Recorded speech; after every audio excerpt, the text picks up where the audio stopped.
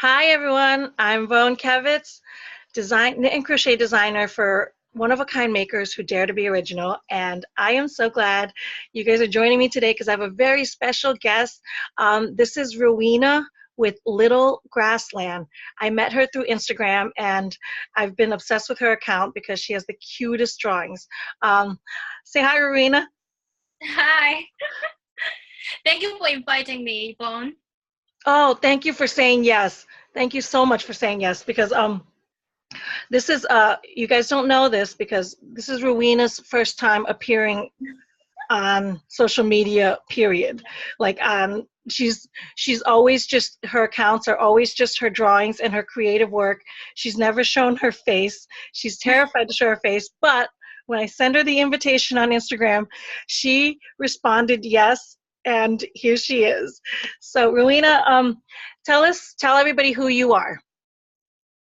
So, hi everyone. I'm Rowena from Little Grassland. Um, I am originally from Hong Kong, but now I'm living in Taiwan. So I have my brand. A brand actually. So I just like drawing cute and colorful illustrations, and I also have Etsy shop selling my washi tape, tote bags, stickers, postcards, and etc. Awesome. So I didn't even know you sell on Etsy. Your shop is Etsy? Yeah, Etsy. Oh, that's awesome. How long have you been on Etsy? I joined Etsy in December 2017, but I actually start selling it like last year in April, March or April. Oh, that's awesome. Do you love it? Yes. It's uh I can't remember how many years. I think I'm on Etsy 4 years, 4 years, but Oh, probably more seriously in 3 years. Like I started it, but then didn't really do anything for like a whole year, yeah, no, and then I definitely. finally, yeah, I took an Etsy course, and then I finally got courageous to add things and dive into it. So maybe 3 years successfully. And I love Etsy because um I think what the problem with Etsy is, people with people, because they feel like if they don't sell anything, then they don't like it. Do you know what I mean? Like if they have very low sales, or don't get traffic, then to them, like they just have this resentment towards paying the fees, and you know what I mean, Yeah, and all that I stuff. have. But I have a different relationship with Etsy because I approach it very differently. Like to me, I love Etsy because because it's a place where I can create and leave my stuff and pay very minimal, which is 20 cents every 3 months. You know what I mean? Like, which is tiny, tiny. If you think about having a shop, a physical shop, you know how many thousands of dollars you are paying a month to rent space. Exactly. Like, you know what I Yeah. mean? Like, just like in perspective, like this is anybody's ability to create something and house it somewhere for the tiniest little fraction, right? And then when you make a sale and they charge you a little fee, it's still tiny when you think about the great picture of what it really costs to have a physical shop. You know, Yes. even not physical, even if you buy a website, your own website, pay the credit card company to run credit cards, those fees, have you ever looked into those? Like that's crazy.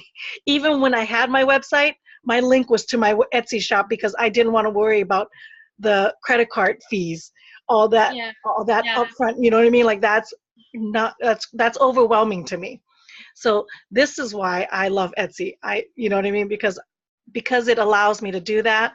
And then whether even when I took a year off last year, it was still there, you know what I mean? And it didn't, and then when I come back, it's still there. Like, you know what I mean? Like, it's just, to me, it's amazing. But that's just my spill on Etsy. All right. So let's go back to, this is the first time, guys. I'm really excited because, I love that she said yes and that she's a complete newbie. Like, so you know how this fires me up to when people are facing their fears and crossing over to the other side. Like, you know how I get fired up about this stuff. But this is also the first time I'm having structured questions. on these interviews, but as you can tell, I kind of I kind of already went off track on my questions here. So let's get back on track with question number 2. How did you get started on your creative journey? Um, I love drawing and making cards. So this is inspired by my father because when I was a kid, I saw him drawing and making cards for my mother, like on birthdays, Valentine's Day, Christmas, all those festivals that you can think of. And then I did the same thing because I love what he is doing. He is still doing it now. So I keep drawing it and I keep sending cards to my parents in Christmas or birthdays. And then after I grow up, I make cards for my friends. And then they just love it. A lot of them encourage me to do the same thing, to post it on internet, so that maybe someone will love my drawing and someone will love my handmade cards. And yeah, and that's why I just start this journey. That's so amazing. Oh my gosh, that just that story just melted my heart. Oh, thank you. Wow, that's amazing. So how long have you started drawing? Like when did you start drawing and showing it on on social media? Well, this just happened in, I think, late 2017. Yeah, late 2017. Like October or November, something like that. And because actually I had a job in Taiwan, but then the working culture is so much different from what I had in Hong Kong and London, because I worked in Hong Kong and London before. And then I just feel not too comfortable with the working area here, working culture here. So I think that was like a timing telling me that maybe I can start something I like. And then all my friends encouraged me to do so. And then yeah, I tried it to post it on Instagram, to open up a page, to put up my drawings, and that is how it was started. Right. Oh, that's awesome. And then so right around that same time is when you got introduced to Etsy and opened a shop right with your social media? I know Etsy for quite a while already, even before I draw and put it on internet. Okay. And then I thought that would be a great marketplace to promote my work.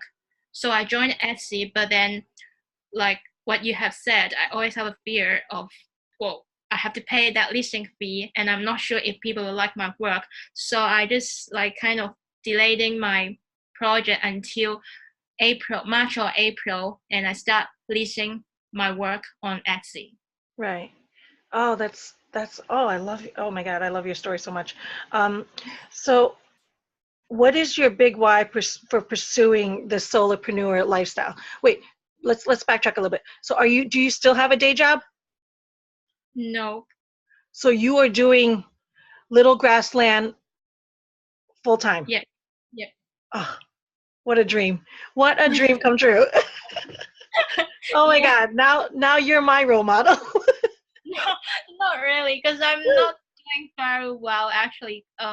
My sales in Etsy isn't that good. I mean, isn't expanding very fast. So I always have a concern, like, do I still have to stay in Etsy, or do I have to do like craft shows or stuff like that? But then, as you mentioned, and I agree, so that Etsy is the easiest place and with low cost to open up your own shop. So I still stay there, but then, yeah, indeed the sales isn't that well at all. It probably because it's going to take some time, you know what I mean, for your work to get out there. But that's why I love that you said yes to this thing, even though you don't even reveal your face, like to be public. The fact that you said yes to this opportunity just to get yourself known out there and seen out there, you know what I mean? And so like that's a great testament to your character for what you're open to pursuing this lifestyle, this solopreneurship journey that you're on, you know what I mean? So what is the big why of you Mm, doing this? I think it is because I can't find a job that I like in Taiwan. Mhm.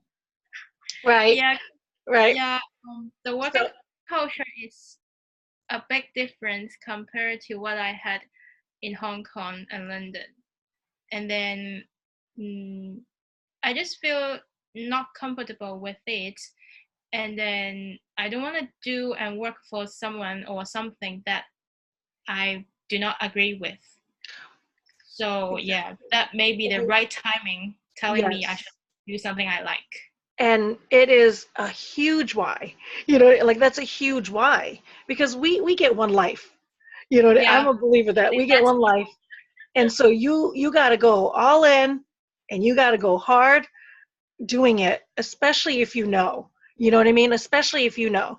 There are people that walk through life for the longest time like me that walk through life not knowing, you know what I yeah, mean, about the desires. And then when you have that desire in your heart and it gets and and um and you can't ignore it, you know what I mean? And I'm sure that's how you've gotten to the point where you are, where you it's like you're backed up against the wall and you either try it and go out because you know every single book I read and when they talk about like life's when you're at your end of your journey, and this is like my thing anymore, is like my mantra is, if you I would rather fail at something than to regret something. And yes, the older and older I'm getting, because in the beginning when I was young I was afraid to fail. Perfectionism was the reason why I procrastinated everything, because if I didn't do it perfectly, if I wasn't right, I didn't want to start. I couldn't start. It paralyzed me. You know, for the longest time, I always wondered why I was such a procrastinator. And I always thought it was because I was lazy, and I never understood it because I was like, I always did stuff. I never not did stuff. So how could I be lazy? You know what I mean? And then I learned that my procrastination was because I had to be perfect at everything I did, and then it got me afraid to start. So now I live with a completely, maybe because I'm so far along. I'm 40 years old now, and so I'm either gonna live in fear of not being perfect, of failing, or mm, I'm gonna start regretting my yeah, life passing by me and not doing anything or not trying or starting.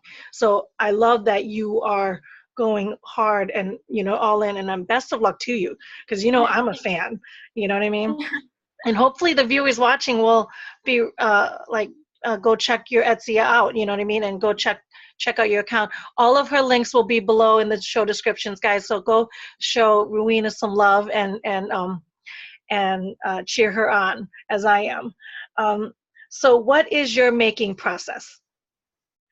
um, I have a lot of ideas, which most of the time they come from my daily lives, like things or people I see on the street, stories that I heard from my friends, and then I will turn those pictures or stories into illustrations. Of course, adapting like the animals that I like, such as rabbits, cats, or dogs, and also interpreting them with my thoughts as well, adding my thoughts into my illustrations. I love it, and I do see your characters. You know what I mean, coming to life. Like I love watching, like the progression of your drawings, and you know what I mean. You could tell like what's going through your day, like where you are at your stages. You know what I mean. Yeah. As I see each drawing each day and the things that you're producing, it's beautiful. I've just on a side note, why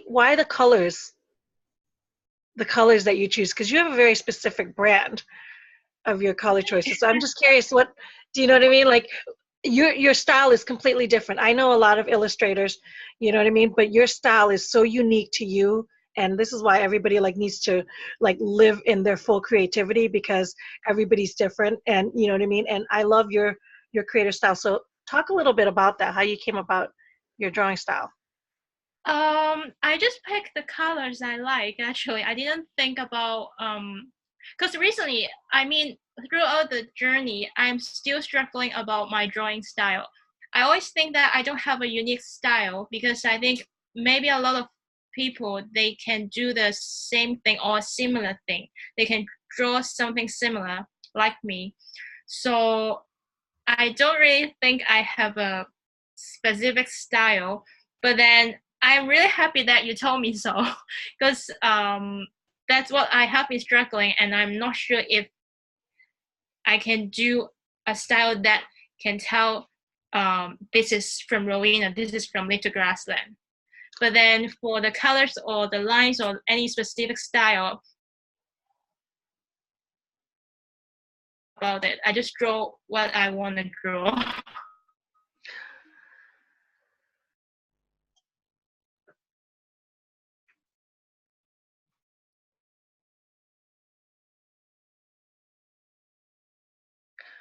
Oh, I think we lost audio on the connection, so we'll Oh, just really? wait. We'll just wait for it to come back. Can you say your last sentences again Um, about the I lines and the colors? Oh yeah, I didn't pick any specific colors or forms or lines, but then I just draw what I really want to draw. Okay. And then maybe it turns out there may be a style, but which I'm not too sure of. Oh, see, we now we're hitting on a topic that I'm very passionate about because creativity, like these are the stories that we tell ourselves. These Mm. are the lies that we tell ourselves. You know, it's funny how we like to blame other people for setting limits on us. Like we like to blame the outside forces that make us who we are and why we're failing. You know what I mean? We like to Yeah. blame other people's like intentions on us, but the more and more I work on self development, the more I realize that I think the most damaging work that we do is on ourselves, is the lies that we tell ourselves. Mm. You know what I mean? It's easy for us to blame other people, like having judgment on you and criticizing you, because we always feel like these people are judging us. But in all reality, nobody cares about what you're doing. They're busy worrying about themselves. You know what I mean? They're busy worrying about themselves. They don't care what you're doing. So we put all this energy on what other people think of us when it's really us. What we think about ourselves is what's the most powerful tool that we have, and it's also the most crushing thing, because I have lies that I've told myself. I'm terrified to become a designer, and because I always thought I wasn't creative enough. You know what I mean? I always thought because I don't invent anything, and then I've just become a copycat. Like I can do anything anybody else can do, and I can do it better, but I always feel like I can't come up with it, so I must not be a designer. You know what I mean? Like, and then I'm like, so that was a lie. And then I lied to myself that I'm not creative. Those lies that you're telling yourself is a bunch of lies, like a whole, because your drawing is so unique to you that I see as soon as you show up on my Instagram. We met through Instagram, by the way. As soon as you pop up on my Instagram, I know it's you. As soon as I see just the corner, I don't even see the whole picture. I don't even see your drawing yet. I just see the corner on the screen of your color background, and I know it's you. That's sweet. Do you know what I mean? And I'm like, and I know a lot of drawers. I know a lot of illustrators. I follow a lot of creative accounts. I with my Dare to Be Original Facebook group, we have a lot of creative, awesome creative human beings in there, and and your style is definitely unique to you. You know what I mean? And this is why you have to share it. This is why I'm so glad that you do. You know, and so you don't. That is definitely a story that you can squash in your head. Thank you. All right. So we did that, and then, do you have any tips for newbie makers? Um, well, I'm still a beginner, but then I think what I am struggling in, apart from the drawing style, it's about at the beginning, I cared about all those figures, like figures on Instagram showing your likes and your followers. Mm-hmm. I think a lot of us encountered this. Mm-hmm. And then all those figures on Etsy showing your sales, and maybe on Pinterest, stuff like that. Forget about those figures.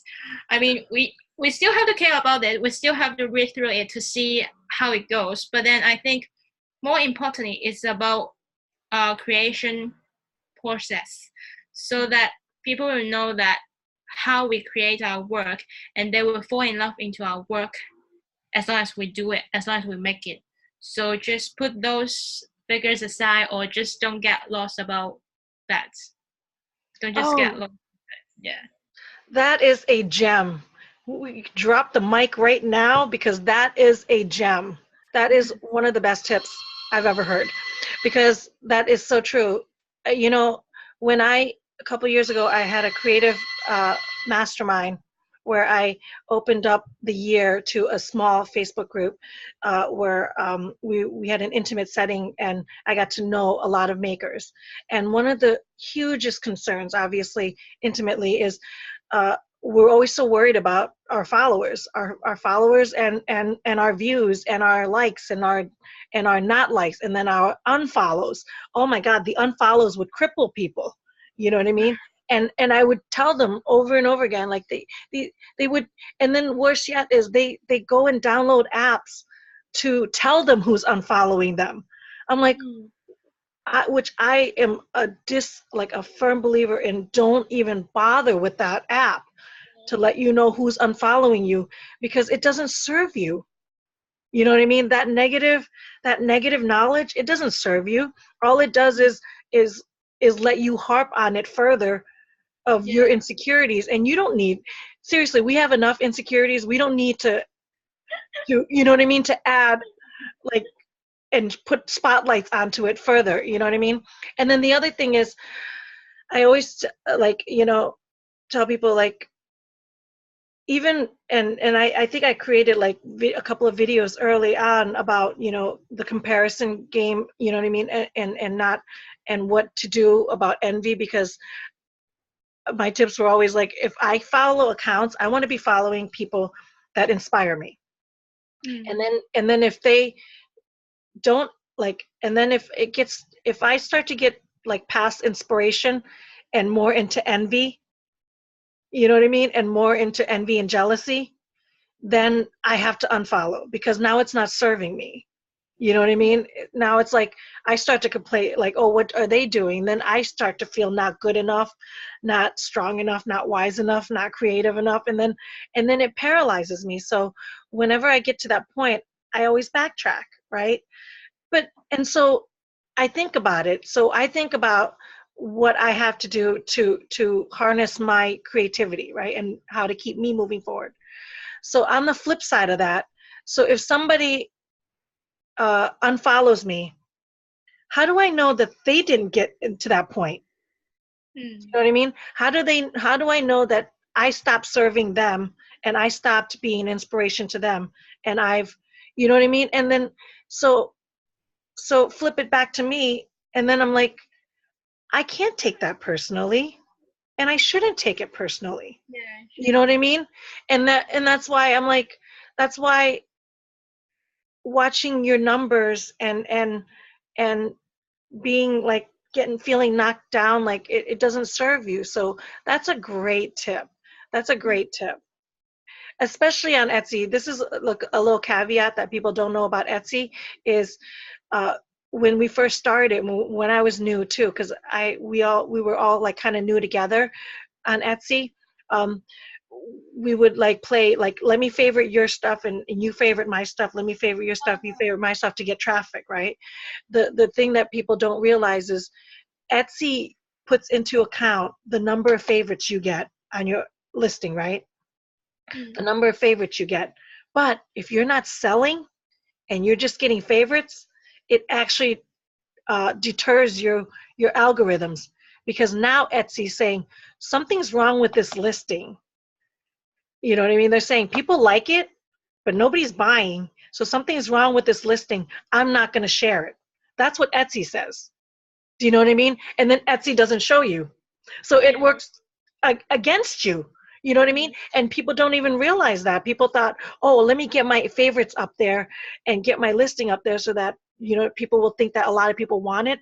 But if they're not buying, Etsy will look at that and go, no, no, that's a bad listing. I'm not going to even bother. I'm going to keep them at the bottom of the list. You know what I mean? Mm. And so you end up hurting yourself. So unless you really know the fine details of those numbers, you're right. Don't chase them. They don't Yeah. serve you. They don't serve you. Use it as a tool, as a basis. Like I use my Instagram as a basis. So if I'm not active on my Instagram account, then my numbers go down. But if I'm active and engaged, my numbers go up. So I use it as that kind of a tool. If I'm like staying, then I know that okay, I'm producing, I'm staying engaged with my audience. And then if I see the numbers going, I'm like, oh, that reminds me, I've taken too far back. Let me go back and be more engaged. Do you know what I mean? Like that's how I use my numbers. And I think that's a healthier way to be, Yeah. you know what I mean? To pay attention. So it can be used for good, but you're right about if it doesn't serve you, like you put it in the back burner. Our energy should always be on our creations. Yes. Yes, you know what I mean? Our energy should always be on getting up and moving forward on what we want to produce today and how to be our best version, how to show up for our best selves, you know? That's a Yeah. great tip. I love it. So do you have any habits or rituals that you do daily? I draw daily. You draw. I love it. I love it. I love it. I took even if you don't want to, even if you don't have intentions of like putting like selling it or anything, Yeah. you just draw daily. I like even I just I just draw it even though I don't need it for any production or putting up on website or Instagram. But I just want to draw something, then I will draw it. I love it. I love it. I was sick last year, so and I found out that I was like, I guess because I was so sick that I turned into a depression where I was mentally stopping myself from creating, and then months and days and weeks and months would go by, and I haven't picked up my yarn, my hook, my needle, or anything, you know, and I forgot that it was aiding into my depression because that's what I Mm. like to do, and I wasn't doing it to kind of get me out of my funk. So one of my goals this year is to just keep creating, just pick up the yarn every day, whether I feel like it or not, whether I have time or not, just feel the yarn, feel the needle in my hand, do a couple of rows, do a couple of stitches with the intention to design, to finish a project, or to start anything. As long as I get in it, you know what I mean, and stay in it. And it's been helping. And that's a great habit and ritual is to create every day. I love it. I love it. Um, this last sentence, this last question stumps people because so I'm gonna like prepare it a little bit and maybe talk a little bit about it. But as entrepreneurs and solopreneurs, we have this tendency to put us in the back burner and put other people in front, right? And so and not only but and then if we're as entrepreneurs and solopreneurs, even as creators, we want to put something out, but people like have a tendency to forget what we need to put in order to put out. And that's Yeah. kind of why I asked this last question, and it stumps people, but we'll see how you do. uh, but how do you invest in yourself? Mm, I think yeah, you are right. We need input before we output something. Uh I like stories and I like watching movies and reading books. But I can't do it every day. But then I would do it when I think or when I feel like I need it. And then I like watching. Sometimes I like watching on YouTube's about illustrations or about like Instagram or Etsy say how to manage it. And then I read articles from the internet about uh yeah, Etsy and social media because everyone has different experience and encounters when they use those kind of tools, so that I want to learn from them. And then, as I said, because most of my inspiration are from daily lives, I think that part I'm fine with it. More technically, I need a lot of skills on social media or Etsy that I usually find. I would spend more time to find information about them on internet. Hmm. I love that. That's a great answer. That's a great answer. And that's Mm-hmm. exactly what I was looking for with the intention of that question, because people get stumped and they think that it's financial. You know what I mean? It's always financial. And we're like, we're newbie small business accounts. You know what I mean? Like, we are tiny, tiny scales trying to start a business, trying to pursue a dream. And a lot of people aren't even like trying to monetize their craft, you know what I mean, that are watching this. And it's not just for people that are trying to sell and monetize their works. That's exactly what I want, because I read books, I read self-developmental books, I watch videos, I'm constantly taking free seminars and webinars, you know what I mean, because with the intention to not buy, or you know what I mean, knowing that I won't have the financial means to buy what they want to sell me. But if they're gonna teach me for free for an hour, you can bet your bottom dollar I'm gonna give them an hour, learn a couple of things for free, and you know what I mean, and invest in myself. That's what I mean by, yeah. So your answer is spot on, and that's exactly what I was hoping to share with people, you know what I mean, on different ideas of how they can, because people think that, a lot of people like think that, oh, because they don't have money, they can't invest in themselves. I'm like, it doesn't have to. Libraries are free.